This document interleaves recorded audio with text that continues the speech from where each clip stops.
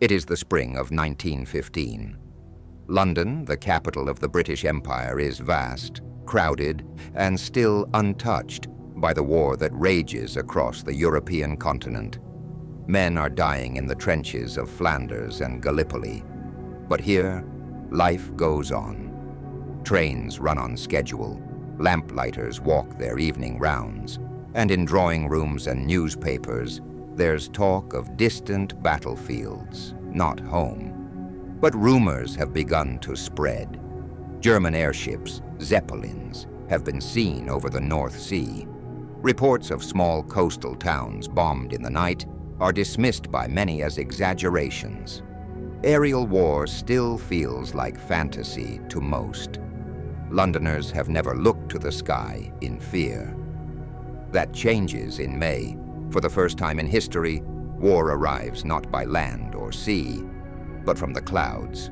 On the night of May 31st, 1915, just after 10 o'clock, faint droning is heard over the city. No one understands what it means. There are no sirens, no warnings. Then, without precedent, high explosive bombs fall on the northeastern districts, Stepney, Stoke Newington, Whitechapel. They strike homes, streets, and a church.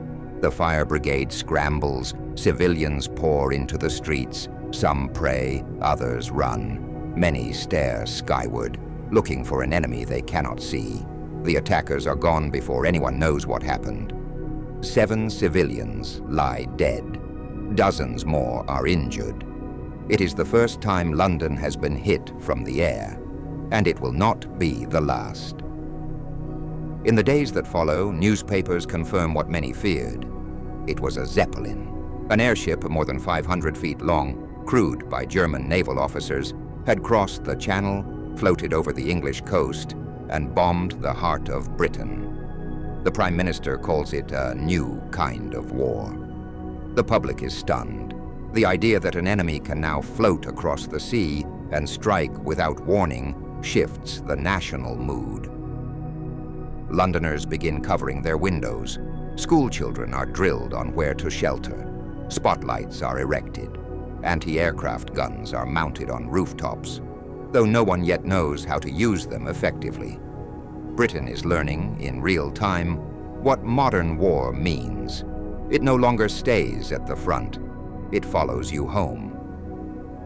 The German Zeppelin was not an aircraft in the conventional sense. It was a floating engine of war, long, slow, and vast, beyond anything else in the sky. The LZ-38, the first airship to strike London, measured over 500 feet in length, longer than 2 football fields. Its gas cells were filled with hydrogen, dangerously flammable but capable of lifting it to altitudes no British plane of the time could reach. Its aluminum framework housed a gondola beneath for the crew and bomb racks nestled inside the hull. Up to 2 tons of explosives could be carried on a single mission: high explosives, incendiaries, and firebombs. The crew numbered around 15. Each man had a specific task: navigation, engine operation, bomb release, observation. The commanding officer for that May 31st raid was Kapitänleutnant Heinrich Matti, an experienced airship officer in the Imperial German Navy. He had trained for this moment. His orders were to strike London and sow fear, not for military gain, but psychological impact. Strategic bombing, as a concept, was still untested. German High Command believed that terrorizing the British capital might erode civilian morale and pressure the government into peace negotiations. London, with its sprawl and soft underbelly, was an ideal target. Airships were chosen over fixed-wing aircraft because of their range. From bases deep within occupied Belgium or northern Germany, a Zeppelin could cruise hundreds of miles undetected, guided by moonlight and dead reckoning. At night, they were nearly invisible, flying at altitudes upwards of 10,000 feet. British defenses were limited. Searchlights were scarce. Intercepting fighters had neither the ceiling nor the speed. A Zeppelin commander could approach at leisure, drift silently above his target, and release his payload. The Imperial Navy's airship fleet grew quickly in 1915. Dozens of crews were trained. The LZ-38 was one of the earliest to see action over the United Kingdom, but it was not alone. Others followed: LZ-37, LZ-39, L-10, L-13. All were dispatched with the same intent: to bring the war over the water and onto British soil. What began as experimentation would soon become routine. The British government had warned of air attacks, but few expected them to reach the capital. Now, as German air crews made final preparations on the continent, Londoners unknowingly waited below, the sky above them no longer friendly. The night was clear. Over the dark expanse of the North Sea, the engines of the LZ-38 hummed with steady rhythm. It was just past 8 p.m. on May 31st, 1915, and the Zeppelin had risen from its base near Evere, just north of Brussels, with one purpose: to strike London. Captain Lieutenant Mathy gave final confirmation of their course, west-northwest, across the water toward the mouth of the Thames. Below them there was nothing but black ocean. Above, the stars. At their cruising altitude of over 10,000 feet, the air was thin and bitterly cold. Breath froze in seconds. The crew wore heavy gear, gloves, and thick flight suits. Communication was done through hand signals or shouted orders through speaking tubes. There was no radio contact with base. Once they crossed the coast, they were on their own. The Zeppelin moved slowly, barely more than 50 miles per hour, but inexorably forward. Aerial navigation in 1915 was crude. The crew used maps, stopwatches, visual landmarks, and guesswork. Wind could shift the course by miles. Visibility varied. Too much cloud, and the mission had to be abandoned. Too much moonlight, and they risked detection. This night was ideal. Enough light to see the ground, but not enough for observers to see them. They skirted the Dutch coast, then passed over the mouth of the Thames, still unnoticed. At 10:30 p.m., the first signs of London came into view.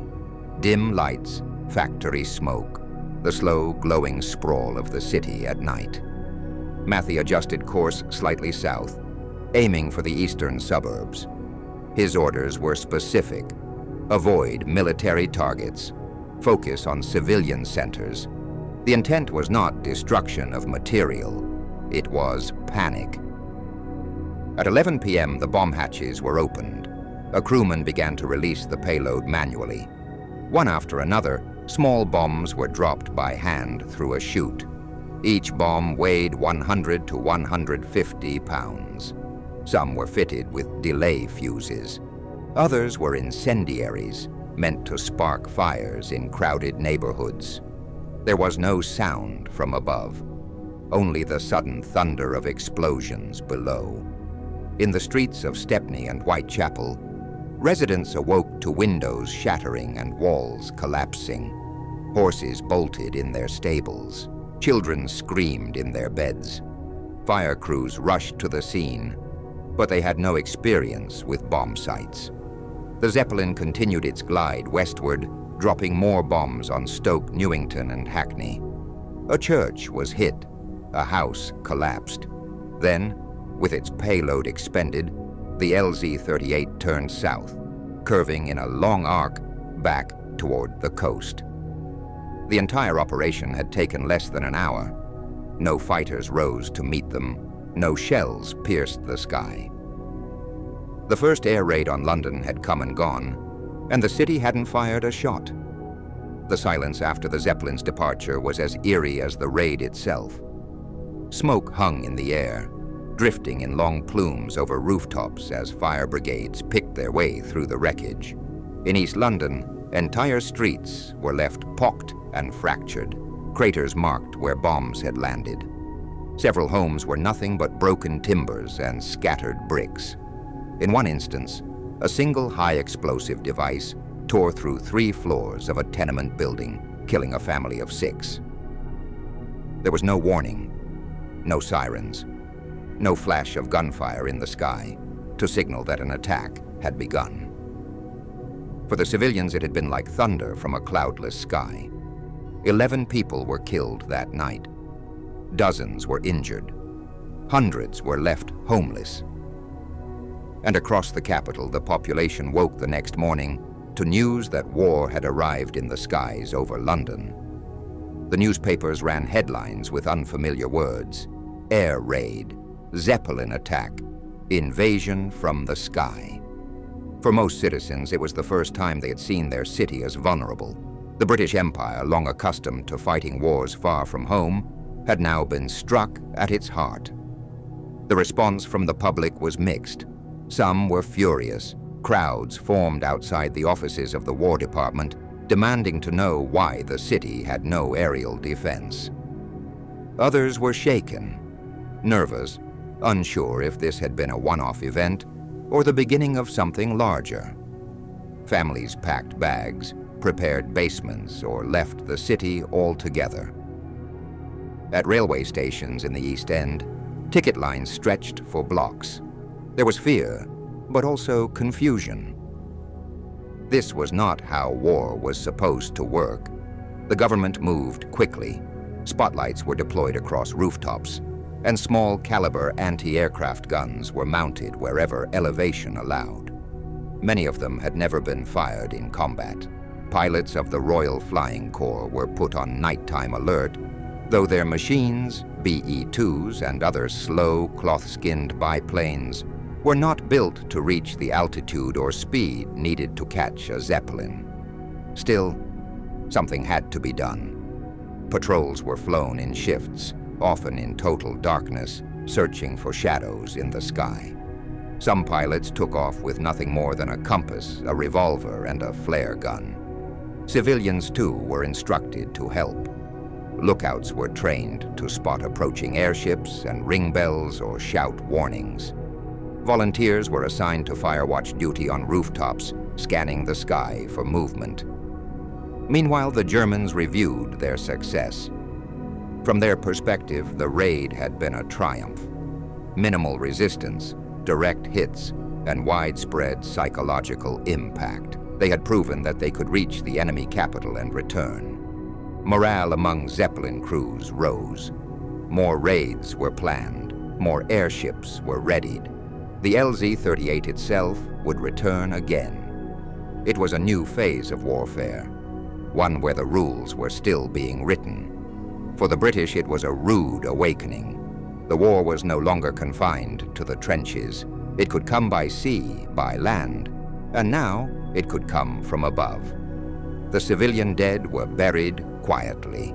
The damaged streets were patched, but the psychological scar lingered. Children asked their parents if the sky would fall again. Adults looked upward at night with suspicion. A fear had been planted that could not be easily removed. London was changed. The old assumptions of distance, of safety, of walls holding back war, had been stripped away in a single hour by a silent machine gliding high above the reach of guns. In the weeks that followed, London remained tense. Every distant engine rumble, every gust of wind against a window pane stirred anxiety.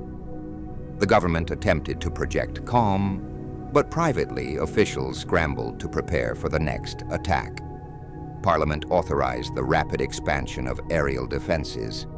Dozens of searchlights were installed across Greater London. Anti-aircraft guns were positioned on rooftops and church towers, manned by soldiers with minimal training in tracking high-altitude targets. The Royal Flying Corps began limited night patrols. Although their aircraft were crude, underpowered, and largely ineffective at interception. Pilots flew without instruments, often getting lost over the countryside or crashing during nighttime landings. Meanwhile, the Zeppelin threat expanded. The LZ-38 was not the last to reach the capital. Over the summer and into the autumn of 1915, more German airships arrived. L-10, L-11, L-13, each carrying heavier payloads, each staying longer over target areas. The public grew frustrated at the lack of protection.